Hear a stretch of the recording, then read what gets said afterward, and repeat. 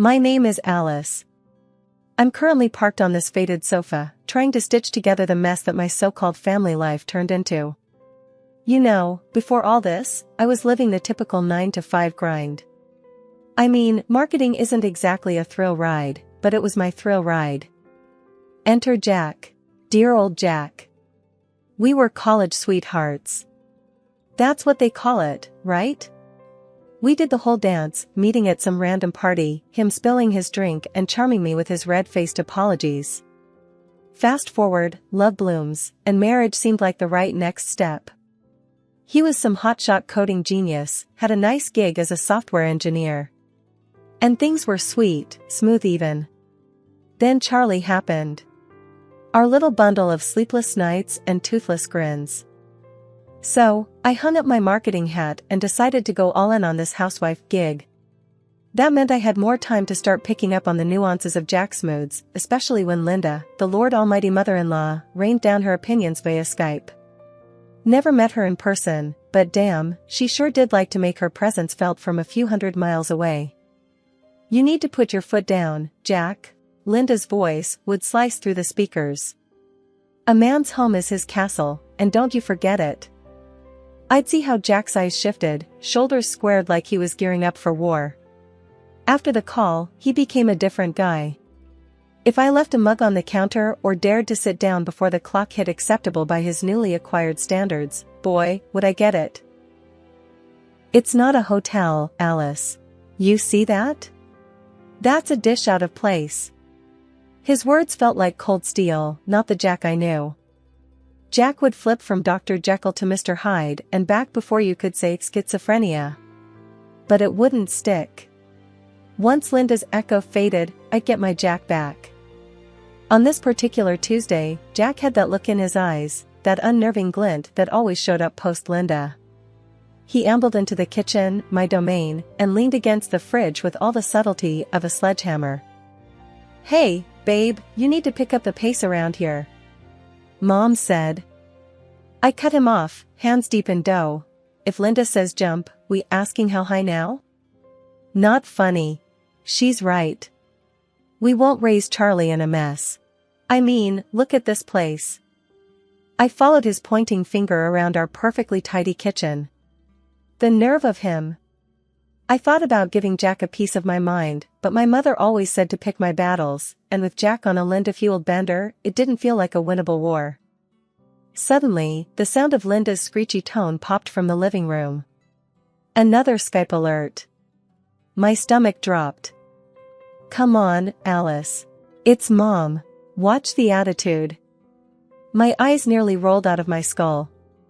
I wiped my hands and prepared to face the screen, our digital overlord. And there she was, in all her pixelated glory. Alice, dear, I see you're busy, but remember, Jack works hard. Keep that home nice for him, won't you? I gritted my teeth. Of course, Linda. Nothing but the best for your boy. Jack flashed me a warning look, like be nice or else. But as Linda carried on about her expectations, I swear I felt something in me start to crack. Would this ever end? Or was I destined to live under the thumb of a woman who wasn't even in the room? On a Thursday that felt like any other, with Charlie fussing in my arms and the smell of yesterday's dinner still haunting the living room, Jack came out with it. We're spending Christmas with my mom in her house, he said, not even looking up from his phone. I paused, Charlie's pacifier halfway to salvation. Christmas there? With Linda? The words were sour, just hanging in the air. Jack finally glanced up, eyebrow raised. Yep, good for the family and all that. High time they all met Charlie, don't you think? Pulling at the edge of my shirt, already spotted with who knows what, I frowned. But Charlie's so young, and I'm not up for a road trip, especially in December. He shrugged, scrolling through something undoubtedly important. Babe, it'll be fine. A bit of cold won't hurt him. Besides, Mom's already planning the whole thing. Heat flared up in my chest, but I kept my voice steady. Doesn't sound like a question, Jack. Did you even consider my say in this? Come on, Alice. It's not up for debate. This is what families do. They get together for the holidays. I shot him a look that could have burned toast. And usually, they ask, not announce, I snapped. He pocketed the phone and came over, trying to play peacemaker. Hey, I know it's sudden, but think about it. Could smooth things out with Mom. I laughed, but there was no joy in it. Smooth things out? You mean playhouse the Linda way or no way? Jack winced. That's not fair. You know how much she's been bugging me about visiting. I handed him Charlie, who seemed hellbent on testing his lungs. She's not the one who has to pack up an infant and deal with your family's drama. Jack bounced Charlie on his knee, a whisper of a smile on his face. It'll be like an adventure. You love adventures, remember? That's when the mom glare I'd been perfecting hit him full force. Adventures don't involve feeding schedules and diaper bags. But Jack had that determined look that spelled trouble. We're going, Alice. End of discussion. I let out a long sigh, nerves frayed. Fine, but hear this, Jack. We're not going there to be pushed around. I'm serious. He nodded, but there was a trace of something else there. And I won't remember saying yes to this kind of look. And you're gonna help, right? With the packing, the baby, and dealing with your mom? Yeah, of course, he said, though he was already picking up his phone again. With a defeated grunt, I moved to start making a list of what to take. Booties, blankets, and the battle gear needed to survive a week with Linda. The moment we stepped into Linda's house, a looming structure that seemed straight out of a ghost story with its creaky floorboards and chilly drafts, I knew we were in for a ride. A sea of faces turned our way, Jack's aunts and uncles, cousins by the dozen, and the venerable queen herself, Linda, holding court. Her eyes skimmed over me like a scanner, resting on our sleeping Charlie, wrapped snug in his blanket. There's my grandbaby, she exclaimed, her arms outstretched, with a warmth that almost felt real. But as she lifted her gaze to meet mine, the temperature could have dropped 10 degrees. Alice, she nodded, begrudging respect at best. Jack cleared his throat. Mom, thanks for having us. The room was buzzing with relatives chatting and the scent of cinnamon and pine. But the festive cheer didn't reach Linda's eyes when she turned back to me. Hope the drive wasn't too terrible. Roads can be unforgiving this time of year. It was all right, I returned with a tight smile, clutching Charlie a little closer. Well, let's not stand here catching a chill. Alice, Linda continued, and the entire room seemed to hold its breath. I would really appreciate it if you could take the lead getting the place shipshape for Christmas. Jack shot me a desperate play nice look while I struggled to find words. Me? But, I've got Charlie too. Linda waved a hand dismissively. Oh, there will be plenty of hands eager to dote on the boy. Besides, I've seen your Instagram. You've got a knack for this sort of thing. My Instagram, the place where I posted meticulously filtered photos of our home that hid the chaos of reality? I gritted my teeth and forced another smile. I guess I can give it a go. A look of approval crossed Linda's face, one that didn't reach her eyes. So I dug into box after box of holiday decor, feeling more like Cinderella than a welcomed guest. Jack's family was a loud chorus of advice and backseat decorating, all while passing Charlie around like the season's hottest toy, a living, breathing doll for them to coo over. Jack vanished into the belly of the house, with only the odd shout of "How's it going there?" or "Mom says the garland should go higher," to remind me he was still there. By the time dinner rolled around, the grand old house glittered and shone like something out of a fairy tale where the fairy godmother had taken the day off and left Cinderella to do all the work herself. At the table, loaded with more food than the whole neighborhood could eat, Jack raised his glass in a toast. To family, he said, smiling. I caught a wink he sent his mother's way. I tried to match their cheer, but fatigue had long since taken the wheel. Jack noticed, but not with the sympathy I needed. You could have put a bit more tinsel up, he remarked offhandedly between bites. Mom noticed. After a long night chasing the elusive spirit of Christmas at the behest of Linda's pointed directions, all the while keeping a smile plastered on my face for the sake of holiday peace, I retired to our room. Next day I found Jack in what they called the den, but it was more like a wild man cave where Christmas seemed to have thrown up. There he was, sprawled on the couch, a beer in one hand, eyes glued to some game on TV. The sound of sports commentators filled the room. "Jack, we need to talk." My voice was firm, louder than I intended. He glanced up, annoyed at being interrupted. "What's up now?" "It's about yesterday, about everything since we got here." "I'm tired, Jack. And I feel alone in all this." The words spilled out. He scoffed. "Alone? With all my family around? Come on, Alice. You've got to toughen up. This is the big leagues." "I'm not talking about numbers, Jack. Look, your mom, she's piling everything on me, and where are you? Off the grid the second any work pops up." He rolled his eyes. "Not this again. Just do what she says, Alice. That's how it works around here. You'll live." Frustration boiled over.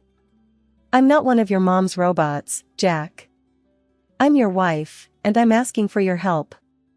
It's like you don't get it." He let out a laugh. "Help? What do you want me to do? Decorate cookies? Hang tinsel? That's kid stuff. Just stick it out." His words stung. "Kid stuff? Really? Because last I checked, we're a family too. Or is that kid stuff as well?" Jack stood up, his face getting redder.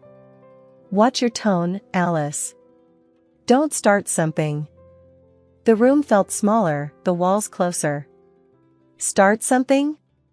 No, I'm finishing it, this conversation and your damn free ride."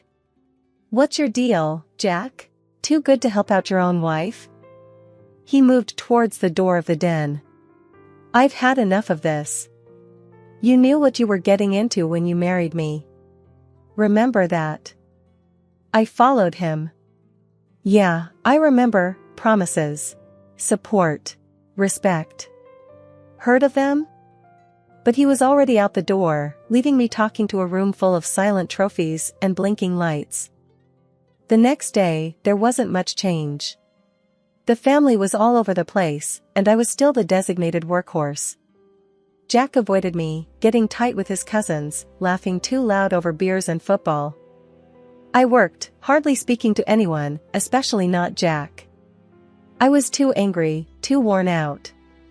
And Charlie, bless him, seemed to sense the tension, becoming fussier with each passing hour.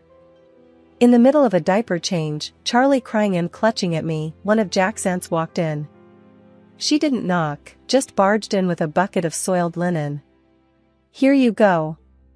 Add it to the laundry when you can." I looked at her, then at the laundry. "I can't right now. Can't you see?"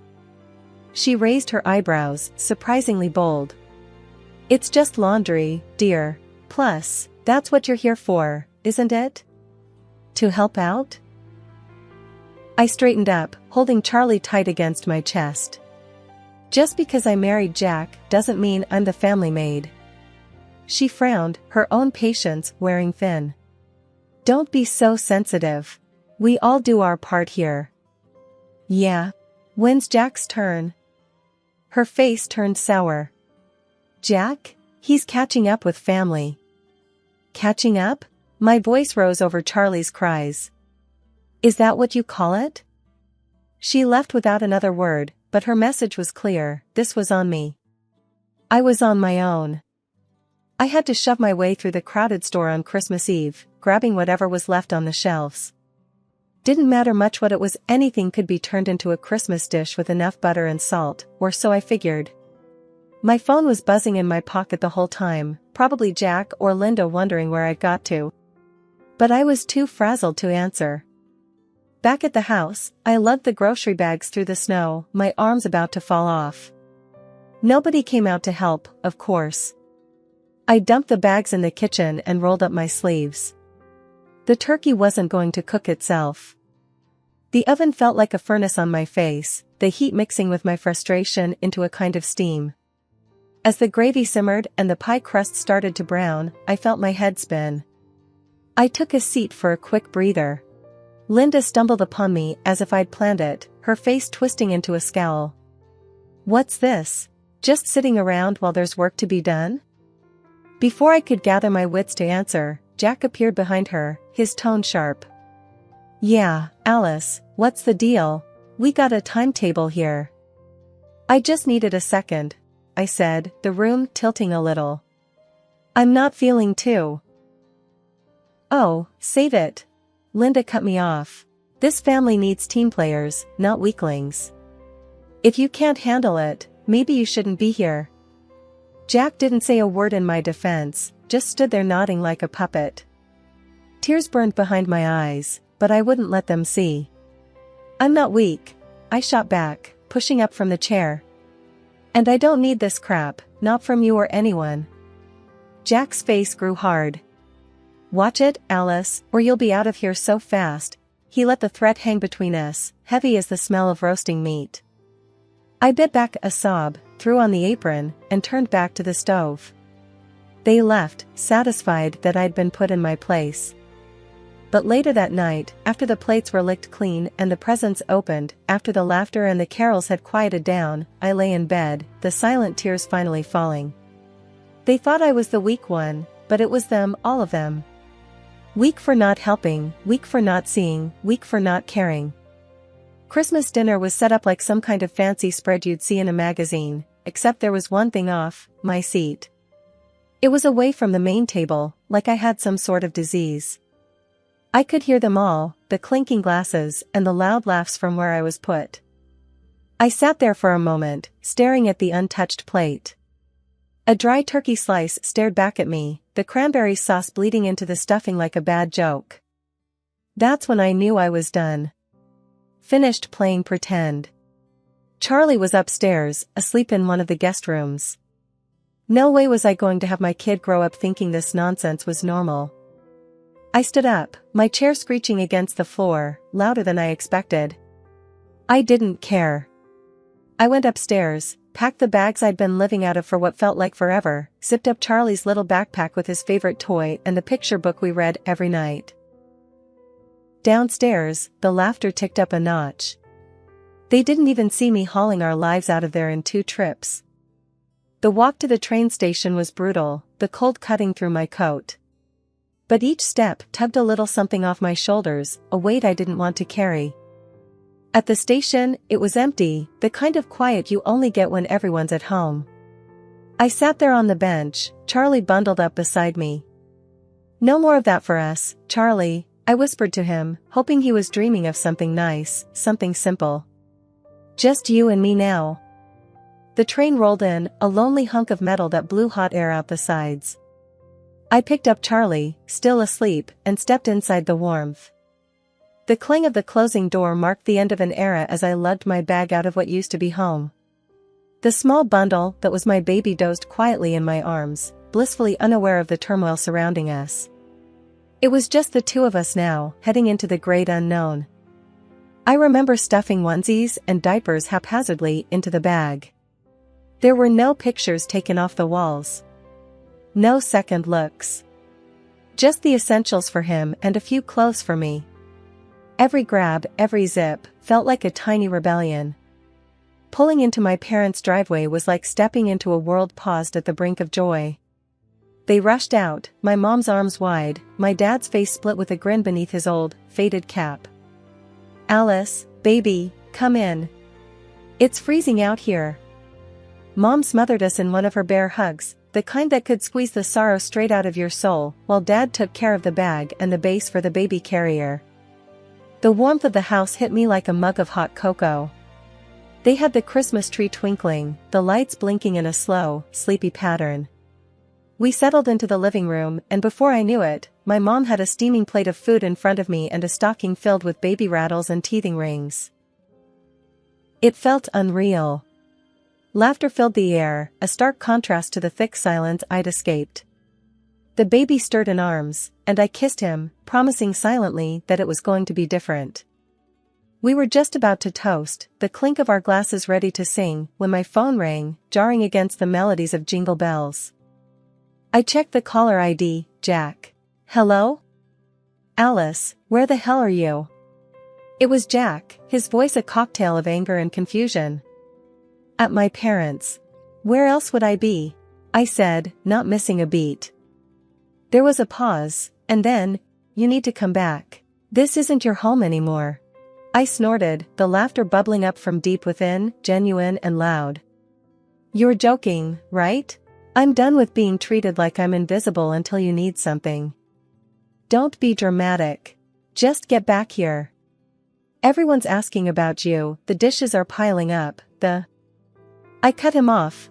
Look, listen carefully because I'm only going to say this once. I'm filing for divorce. Got it? I'm not your unpaid maid, Jack, never was. I don't know what made you think I was. The other end of the phone was silent. Then, the dial tone buzzed in my ear. He'd hung up. Mom was looking at me, eyes wide. I hung up the phone and met her gaze straight on. I should have done that years ago, I said. You're staying here tonight, Mom said, solid and sure, the way she'd said things when I was a kid and the world was too big and scary. Yeah, I agreed, feeling the truth in her words. Yeah, I am. Charlie's laughter filtered through from the other room. Let's go celebrate Christmas, I said with a trembling smile. And with the click of the phone, I sealed the decision in the pocket of my jeans, and stepped back into the warmth of the living room where the promise of a peaceful night hung gently in the air, a stark contrast to the storm I had just weathered. Waking up to the same old ceiling crack had become kind of a comfort. The kitchen was already buzzing when I came down. Mom was at the stove, and Dad was half buried in newspaper at the table. Charlie was making a go at a slice of toast, more crumbs decorating his lap than making it into his mouth. Morning, I mumbled, grabbing the pot to pour myself some coffee. Before I got the chance to take a sip, the phone was blaring its old ring from the wall. Dad's eyes met mine. With a hint of a smirk, I answered it, knew who it was before I even said hello. Alice, darling, I need you to come back. Jack's voice came through, half pleading, half like he was ordering a pizza. A man needs his wife. I need you to take care of things here. I almost choked on air, the laugh came out so hard. Jack, honey, you lost the right to need anything from me. But nothing, Jack. I'll send over the divorce papers by the end of the week. You can take care of yourself, or find someone else to boss around. Have a nice life. And with that, I hung up. Mom was staring at me, one eyebrow raised. Everything all right? She asked, a knowing look on her face. Couldn't be better, I said, finally taking that sip of coffee. It was bitter, strong, and hot, just how I needed it. As weeks turned into months, that new chapter in life I'd opened became less about what I'd left behind and more about what was ahead. Divorce papers were signed, delivered, and done with. My bank account got a little heavier with the first round of alimony checks, child support Jack called it, but let's be real, it was guilt money. Either way, it was for Charlie, and that's all that mattered. The job hunt wasn't easy, wasn't hard either. Just a truckload of maybes and a handful of not. One day, sitting at the kitchen table with the want ads, I couldn't help but wonder if begging for jobs was just begging to go back to a life like the one I had with Jack. No, that wasn't for me, not anymore. Why the long face? Dad asked, scrunching up his own as he looked over at me from his chair. Just thinking about work, or the lack of it. You'll find something, he said. You got more backbone than half the blokes at the factory. They should be begging you to work, not t'other way round. That night, with Charlie snoozing away in his crib, I lay awake a little longer than usual, the house quiet except for the distant sound of Mom and Dad talking softly downstairs. Maybe it wasn't the new start I'd imagined, with a new place of my own and a sparkling career. But it was solid ground under my feet. It was my family, my boy, and a future that was mine to shape. No more of Jack's dark clouds on my horizon, no more dancing to someone else's tune.